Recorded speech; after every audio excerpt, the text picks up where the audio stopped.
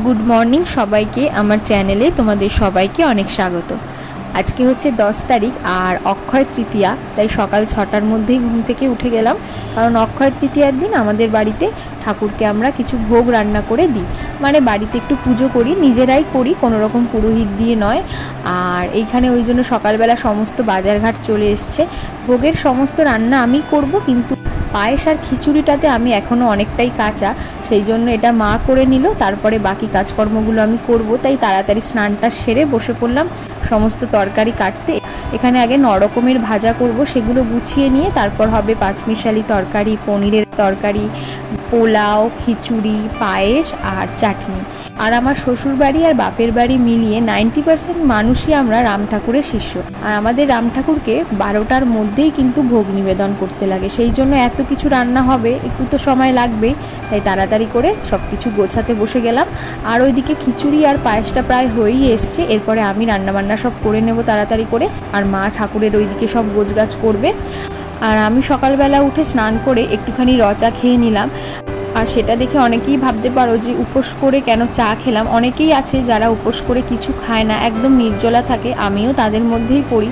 कारण अनेक छोटो থেকেই आमार पुजो करा बा पुजोर काजकर्म आमी करी, उपোস करी, आमार अभ्यास आछे जेहेतु, तो आमार खूब एकटा असुविधा हय ना अनेकक्षण उपোস थाकलेও। किन्तु मेये हওয়ার पर थेके बाड़िर थेके एकदमই पुजोते एकेबारे निर्जला उपোস थाकते देय ना, जेहेतु ब्रेस्ट फिडिंग करे, सेई जोन्नो बले एकटु किछु खेये तारपरेई पुजोर काजकर्म करते। तो एकटु किछु बोलते तो चाल डाल गमेर किछु खाওয়া যায় না, যার জন্য র চা কিংবা শরবত। আর র চা শরবত খাওয়া মানে জল খাওয়া একই হলো, মানে জলটুকুও কিন্তু খেলে কোনো অসুবিধা হয় না। এটা কোনোই কথা না, এগুলো কোনো যুক্তি আসলে নয়। অনেকেই আছে যারা কিনা এটা মানে যে পুজোর কাজ করলে পরে একদম নির্জলা থেকে করলে হয়তো বেশি ভালো হয়। আমি ছোট থেকেই মা বা বাড়ির সবার কাছে এটাই শুনেছি যে কোনো ঠাকুরই কিন্তু এই নিয়মটা করেনি যে নিজের শরীরকে কষ্ট দিয়ে তুমি তাকে কিছু করো বা তার জন্য কিছু করো, তাতে করেই যে উনি সন্তুষ্ট হবেন এমন কোনো ব্যাপার নেই। তোমার মনে যদি তার প্রতি ভক্তি, শ্রদ্ধা, ভালোবাসা থাকে আর সেই দিয়েই যদি তুমি তাকে কিছু নিবেদন করো, সে কিন্তু সেটা হাসি মুখে নেয়, এতে কোনো পাপ হয় না। এবং অনেকেই আছে যারা শরীরের জন্য উপোস করে থাকতে পারে না, মাথা ঘুরায় বা অসুস্থ হয়ে পড়ে, তারা এই সমস্ত কাজে অংশ নিতে পারে না। তাদের জন্য আমি একটা কথাই বলবো যে আমাদের এই সমস্ত নিয়মগুলো কিন্তু মানুষরাই তৈরি করি। যেরকম আমাদের বাড়ির কোনো পুজো আচরা করার আগে আমরা পুরোহিতদের সাথে একটু আলোচনা করি, উনি বিধান দিলে তারপরে আমরা সেই সব কাজকর্ম করি। আবার ছোটোখাটো ঘরের টিপস কিংবা ধরো ঠাকুর ঘরের কোনো কাজকর্ম করার আগে আমরা বাড়ির বড়দের থেকে একটু পরামর্শ নিই, যে বয়োজ্যেষ্ঠ যারা থাকে ঠাকুমা বা দিদা, এদের কাছে জিজ্ঞাসা করি নিই যে কোনটা ঠিক হবে কোনটা ভুল হবে। তখন দেখবে তারা বলে যে আমরা আমাদের সময় এইভাবে করেছি, তোরা এখন এত কিছু করতে পারবি না, তোরা এইভাবে কর। তারা যখন বলে মনে করি আমরা যে না যাক, সে যখন বলেছে তাহলে আর কোনো অসুবিধা নেই। তাহলে এটাই যে আমরা সমস্ত নিয়ম কিন্তু মানুষেরাই তৈরি করেছি। তাই জন্য আমার মনে হয় যে নিজের মনটাকে যদি ঠিক রেখে, নিজের মনটাকে শুদ্ধ রেখে যদি ঠাকুরের জন্য কিছু করা যায়, সেটাতে কিন্তু ঠাকুর কখনোই পাপ দেয় না। এই কথাগুলো যখন তুমি নিজের মনে গেঁথে নেবে, তখন দেখবে পুজোর কাজটাও তুমি নিষ্ঠা মনে করতে পারছো। যে কোনো কাজ করার আগে কে কিভাবে করলো বা কী নিয়ম এত কিছুতে না গিয়ে আমি যতটুকু জানি, আমি যতটুকুতে নিজে পারবো, যতটা আমার সামর্থ্য, আমি সেইভাবেই ঠাকুরকে দেবো। তাতে নিজেও সন্তুষ্ট থাকা যায় আর যেন মনে হয় ঠাকুরও হয়তো সন্তুষ্ট হয়েছে। তোমরা দেখবে 5 কথায় কান দিলে পরেই না সেই কাজটা যেন মনে হয় একটা কোথাও না কোথাও খামতি থেকে গেল, আমি হয়তো ঠিক মতন দিতে পারলাম না। কিন্তু তুমি কোনো কথায় কান না দিয়ে একেবারে নিজের মনটাকে স্থির করে যদি পুজোর কাজ করো, তাহলে দেখবে সেই জায়গা থেকে আর কোনো আফসোস থাকবে না। কারণ একজনের থেকে একরকম নিয়ম শুনবে, তো আরেকজনের কাছ থেকে দেখবে আরেক রকম নিয়ম। তো এইসব কথায় একেবারেই কান না দিয়ে একটু জল কিংবা শরবত বা এরকম একটু র চা খেয়েই তোমরা পুজোর কাজ করবে, কোনো তাতে অসুবিধা কিন্তু হয় না। আমি এটা বড়দের কাছ থেকে শুনেছি, এটা কিন্তু আমি নিজে বলছি না। এবং আমিও মেয়ে হওয়ার পর থেকে অনেক পুজো করেছি ঘরে। যখনই করি আমি সকালে উঠে একটু জল খেয়ে নিই বা জল তেষ্টা পেলে গলাটা একটু ভিজিয়ে নিই। তার মানে এই নয় যে আমি ভাত, ডাল, মাছ, মাংস সব কিছু খেতে পারবো, তা একেবারেই নয়। কারণ নিজের শরীরটা, নিজের পোশাকটাকেও শুদ্ধ রাখতে লাগে, নাহলে মানুষ আর ঠাকুরের মধ্যে তো কোনো পার্থক্য থাকে না। কিছু কিছু জিনিস মেনে চলা যায়, কিন্তু একেবারে নির্জলা রেখেই যে নিজেকে পুজো করতে হবে এমনটা নয়। অনেকেই আছে যে যখন শোনে যে তুমি চা খেয়ে ফেলেছো বা শরবত খেয়ে ফেলেছো, তাহলে পরে তো উপোস ভেঙে গেল, কিন্তু এমন কিন্তু কোনো ব্যাপার থাকে না। উপোস করে নির্জলা আছো মানেই যে তুমি শুদ্ধভাবে পুজো দিচ্ছ তাও কিন্তু হয় না। তাই জন্য আমিও এখন আর এইসব নিয়মগুলো মন থেকে একদম মুছে ফেলেছি। যেভাবে নিজের সুবিধা হয়, যেভাবে ভালো লাগে সেইভাবেই করি। নিজের যেটা মনে হবে, মনে করবে ঠাকুরই তোমাকে দিয়ে সেই কাজটা করাচ্ছে। যদি তুমি কিছু খারাপ করো ঠাকুরই তোমাকে বাধা দেবে। তো যাই হোক, অনেক জ্ঞানের কথা বললাম, হয়তো অনেকে আমার সঙ্গে একমত হবে, আবার অনেকে দ্বিমতও হতে পারো। তবুও আমি তোমাদেরকে এই কথাটা বললাম, কারণ আমি নিজে যেটুখানি জানি সেটুখানি তোমাদের সাথে একটু শেয়ার করলাম। এদিকে কথা বলতে বলতে অনেক কাজ এগিয়ে গেছে। জানো তো, ঠাকুরের কাজ করতে গেলে বলে একদম কথা বলতে নেই, কথা বললে নাকি মুখের থেকে লালা কিংবা নোংরা পড়তে পারে। সেই জন্য অনেকেই দেখবে রুমাল বেঁধে নেয় কিংবা মাস্ক পরে নেয়, কিন্তু আমরা বাড়িতে তো আর এইসব কিছু করি না। তাই কম কথা, যতটা আর কি রান্না করার সময় বা কাজ করার সময় বলি, বা বললেও খুব আস্তে আস্তে কথা বলতে হয়। আর তার সাথে তো চেখেও দেখা যায় না। প্রথম দিকে একটু অসুবিধা হলেও এখন যেহেতু টুকটাক একটু কাজ করি সবসময় ভোগে, সেহেতু একটু অভ্যাস হয়ে গেছে। তবুও 19-20 হয়। আর দেখবে পুজোর যে কোনো কাজ তুমি চেখে করো বা না করো, সেই জিনিসটা কিন্তু ভালো হবেই। এরকম এই যে আজকে যে রান্নাগুলো করেছি, একই রান্না একই পদ্ধতিতে যদি আমি ঘরে করি, তখন কিন্তু আজকের মতন স্বাদ হবেই না, সে যতই চেষ্টা করি না কেন। শুধু এটা আমার ক্ষেত্রে বলছি না, সব জায়গাতেই দেখবে ভোগের রান্নাটার যেন একটা আলাদাই স্বাদ থাকে, কারণ এতে ঠাকুরের একটা আশীর্বাদ থাকে। যাই হোক, আজকেও রান্নাবান্না মোটামুটি সবটাই করে ফেলেছি। অনেকটাই ভয়ে ভয়ে ছিলাম যে সময় মতন শেষ করতে পারবো নাকি। সময় মতনই সব কিছু হয়ে গেছে। ওইদিকে মাও সমস্ত কিছু গুছিয়ে নিয়েছে। তোমরা দেখতে থাকো, আশা করি তোমাদের ভালো লাগবে।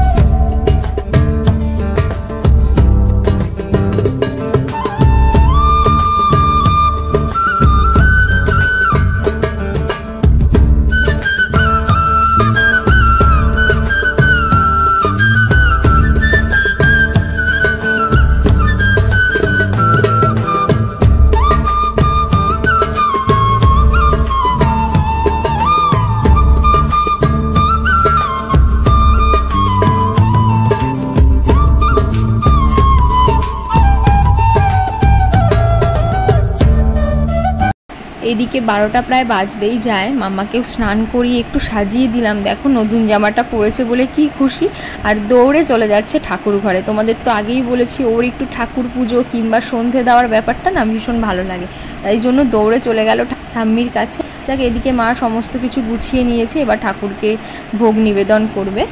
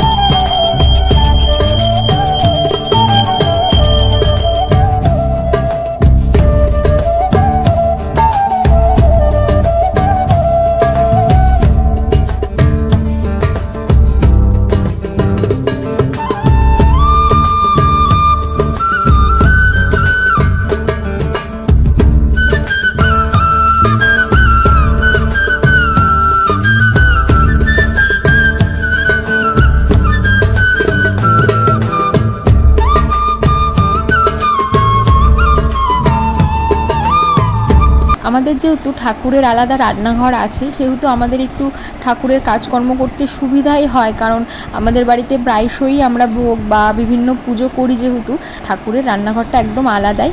তো যেই দিনই এরকম ভোগ বা পুজো হয় সেই দিন আমরা নিচে ডাইনিং টেবিলে বসে খাই না, ওপরের ডাইনিং স্পেসটাতে বসেই আমরা সবাই খাই। আজকেও তাই করব, দুপুরেও এখানে খাবো, রাতেও তো এই ভোগের রান্না সবই থেকে যাবে। তো এই দিয়েই আজকে আমাদের খাওয়া দাওয়া হবে। দিন আর ভাত ঠাত কিছুই খাবো না, এই ঠাকুরের ভোগটাই আমরা খাবো। খাওয়া দাওয়া করে একটু বিকেলের দিকে এসেছিলাম ছাদে। এই সময়টা না ছাদে আসতে খুব ভালো লাগে, একটু ঠান্ডা ঠান্ডা হাওয়া দেয়। তো মাম্মাকেও যখন ছাদে নিয়ে আসি ও ভীষণ এই টাইমটা এনজয় করে, তো এই জন্য ওর সাথে একটু সময় কাটাচ্ছিলাম।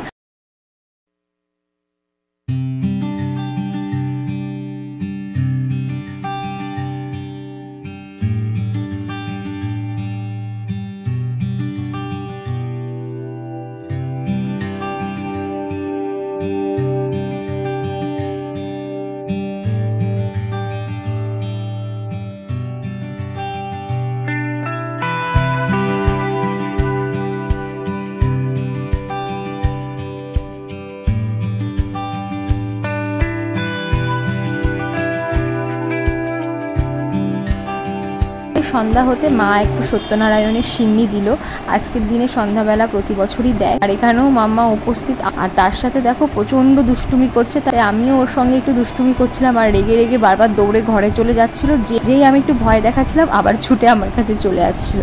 যাই হোক, রাতের বেলাও আজকে আমরা সবাই ভোগের রান্নাই খেলাম। এইভাবেই আজকের দিনটা শেষ করলাম।